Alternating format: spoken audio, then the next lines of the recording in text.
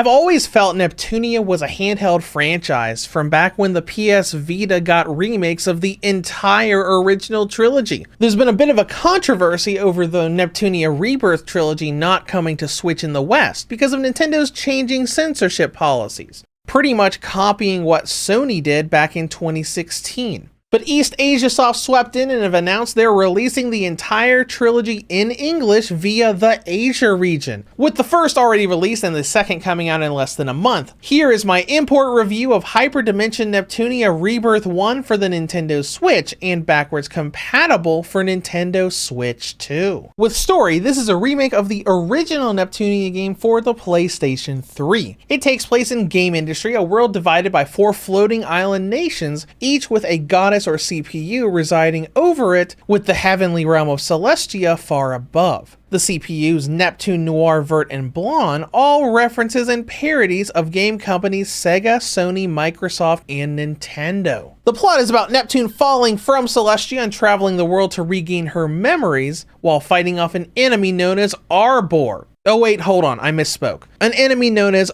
Arfoir. The story itself is goofy, silly, and fun. Neptunia has always been a gigantic parody of the state of the gaming world at the time of its release and constantly breaks the fourth wall with jokes. As you're going around and fighting monsters, Neptune is poking fun at Noir for having no friends or referring to herself as the main protagonist. Rebirth 1 isn't as referential as the later games would become, but it's filled with a lot of fun, goofy, and silly moments that makes this such a fun and charming franchise. A few things to note here before we move on. Being a remake of the first Neptunia game, it is its own story. While Rebirth 2, 3, V2, and Sisters are all connected and reference each other, Rebirth 1 is a standalone tale with a true ending that doesn't leave room for sequels. You could headcanon argue that it technically can exist because alternate dimensions exist in the series, but the first game and idea of Celestia were effectively retconned when the second game was made. Secondly, despite this being an Asia region release, it includes the original English dub of Rebirth 1. And because this is the original English dub, we have all the old voice actors like Aaron Fitzgerald voicing Noir and Tara Platt voicing Vert. Unfortunately, that means we have the same gaps in the dub that we had back in 2014. They only dubbed important scenes in English, and even the chosen scenes are a bit head-scratching. Many of the major boss fights of the game, including the final boss, will have a cutscene before and after the actual fight, where one scene is fully voiced in English and the other is not. When it comes to gameplay, this is a hybrid RPG with turn-based and action-oriented gameplay thrown in. To start things off, the Switch port of Rebirth 1 is based on the old PS Vita and PC version, not the PS5 remake. But in compile-hard Switch release fashion, you can toggle almost all DLC from the title screen. Characters and dungeons all the way to the nifty tag-along mechanic, letting all 3 party members roam dungeons behind you instead of you just seeing the leader. The only DLC pack that was omitted seems to be the survival mode for the Colosseum. With main progression, this game is a 2D world map and towns and dungeons for you to interact with. The towns have the guild for side quests as well as the shop for equipment upgrades and actual story scenes. As you progress, you'll interact with people and places on the map to unlock items and go through visual novel style cutscenes. This game also uses what is referred to as the Remake system, giving you plans to make gameplay features, dungeons, and items. It's basically a synthesis mechanic, having you use items and materials you get from dungeons and monsters to create new things to unlock. Unlike the world map, dungeons are a 3D plane that you can explore with enemies wandering around along with items you can pick up from harvest points. Once you interact with an enemy in Tales of fashion, you go into battle in what I feel is a really nice combat system. Neptunia has you in a 3D arena but also runs turn-based combat. On your turn, you can freely roam around the arena in a limited radius and set up your attacks. Your weapons each have a range you see as you wander around, and enemies have different resistance based on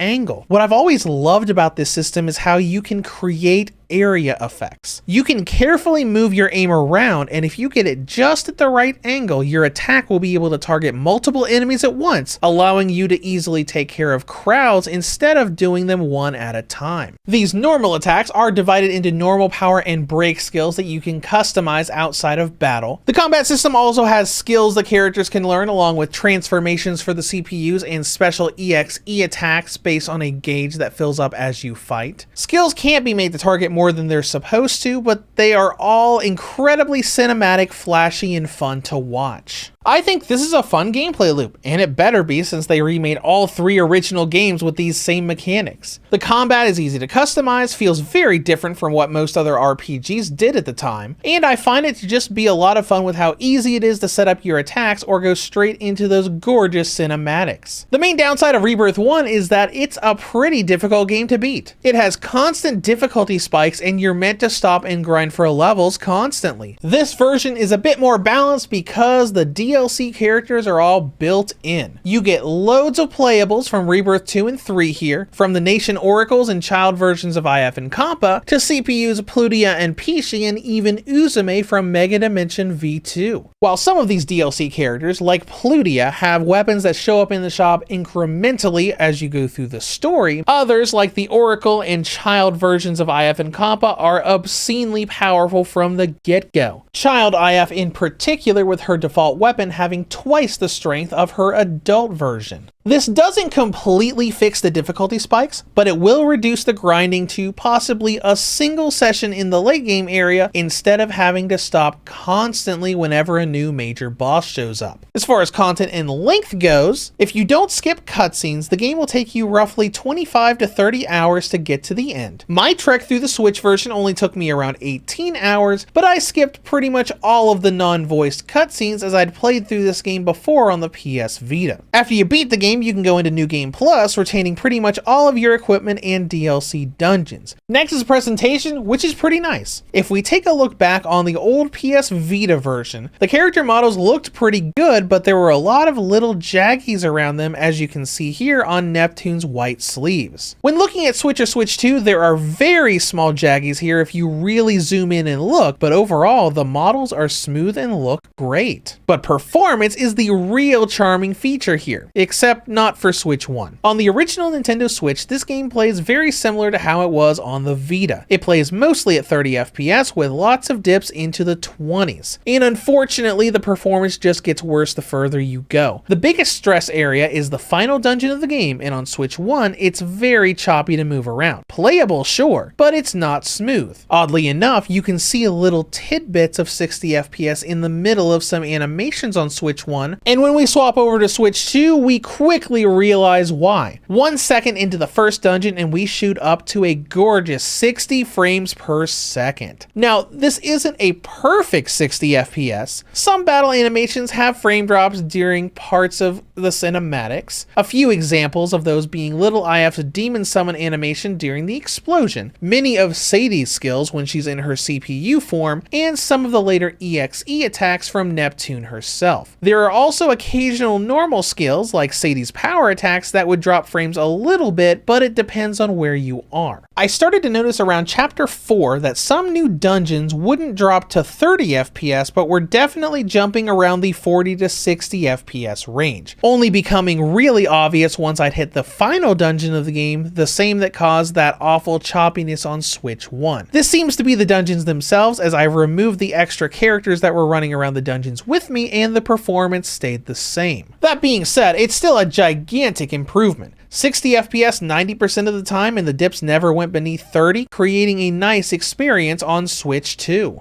Next up is battery life. On the original and light models, Neptunia Rebirth 1 gets a range of about 2 to 3.5 hours. The V2 and OLED model gets about 5 to 7 hours, while the Switch 2 gets around 3 hours. In conclusion, Neptunia Rebirth 1 has come back to handhelds, at least in Asia, bringing the PS Vita game with better visuals and considerably better performance, at least on Switch 2. Now, the downside, the Switch 1 experience is really choppy. There are still gaps in the English dub, and even Switch 2 isn't absolutely perfect. But if you have that new console and a mostly 60 FPS Rebirth 1 sounds good to you, I had a blast playing through this game again, and can't wait for Rebirth 2 to come out in Asia next month. Reviews to Go rates Hyperdimension Neptunia Rebirth 1 for the Nintendo Switch an 8 out of 10. If you have any comments or questions, feel free to leave them below. Thank you for watching, and have a great day.